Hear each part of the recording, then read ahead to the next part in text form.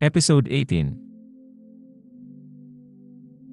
Top 10 Reasons kung bakit ayaw ka ng biyenan mo. Kung ikaw ay nasa sitwasyon na tila hindi ka gusto ng iyong biyenan, huwag mag-alala. Hindi ka nag-iisa. Maraming dahilan kung bakit minsan ay hindi nakikisama ang biyenan sa atin. Tara, alamin natin ang mga rason na ito para malaman mo ang mga paraan para magustuhan ka na nila. 10. Expectation. Baka mayroong ibang ini-expect ang biyenan na magiging manugang niya. Kadalasan, gusto nila ang isang katulad nila o kaya ay gusto nila ang mga katangian na mahalaga para sa kanilang anak. Kaya't baka kailangan mo ring mag-effort ng very late na magbago para sa kagustuhan nila. Konting pakikisama lang ba? 9. Insecurity. Ang mga biyenan minsan ay nagkakaroon ng mga takot at agam-agam tungkol sa kanilang mga junakis.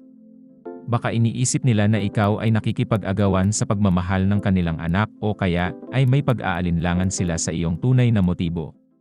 Ipakita mo sa kanila na wala kang balak mang-agaw ng spotlight at handa kang maging parte ng pamilya nila. 8. Impression. May mga biyenan na hindi maayos ang unang impression sa iyo. Baka akala nila na ikaw ay pasaway o baka di nila makasundo. Subukan mong ipakita sa kanila na mali sila ng impression sa iyo. Nasa likod ng mga pagiging maldita at supladita mo, nagtatago ang malambing at may malasakit na son or daughter-in-law. 7. Pinalitan ang kanilang role. Minsan, hindi natatanggap ng biyenan ang katotohanang magbabago na ang papel nila sa buhay ng kanilang anak. Baka naman matagal na silang hindi sanay sa pagiging wala sa sentro ng atensyon.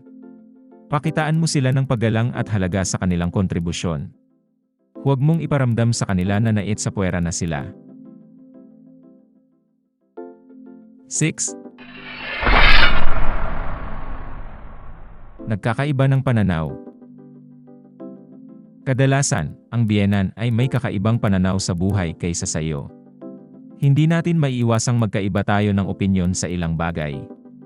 Pero baka naman magkaroon kayo ng pagkakataon na pag-usapan ito ng maayos at mas makilala ang isa't isa. Maghanap ka ng isang bagay na pareho niyong gusto at sabay niyo itong gawin para makapag-bonding. 5. Tingin nila hindi ka bagay sa anak nila. Ang iba namang mga biyenan na naghahanap ng isang ideal na manugang kapag ikaw ay hindi umabot sa kanilang expectation ay napapaisip sila kung bagay ka nga ba sa anak nila. Siguro dapat mong patunayan sa kanila na deserve mong maging asawa ng anak nila. Ipakita mong lahat ng mahal ng anak nila imahal mo rin. 4. Hindi ka nag-effort na gustuhin nila. Ang mga biyenan na mumonitor ng mga yan ang bawat kilos mo. Para kang PBB housemate sa loob ng bahay ni kuya. Alam nila kung nag-effort kang gustuhin nila. Kaya give them a show. Sumipsip ka ng very late. Wala namang masama ipakitang gusto mo ang napunta sa iyong mga in-laws, di ba? 3. Generational gap. Malaki rin ang agwat ng panahon sa paningin ng mga biyenan, at minsan hindi maintindihan ang mga bago at trend na bagay. Kapag ganito na, pag-aralan kung paano mo maipadadama sa kanila na iba na ang mundo ngayon compare noong kabataan nila.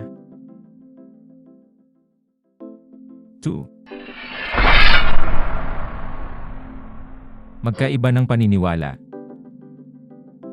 Maaari ring may mga paniniwala o ugali kang hindi pumapasa sa kanilang panlasa. Huwag kang mawalan ng pag-asa, may panahon pa para maipakilala mo ang mga bagay na yun sa kanila. Malay mo sa pagdaan ng panahon, matutunan na rin nilang gustuhin yun. Sabay na kayong magluluto ng spaghetti sa birthday ni Mr. 1.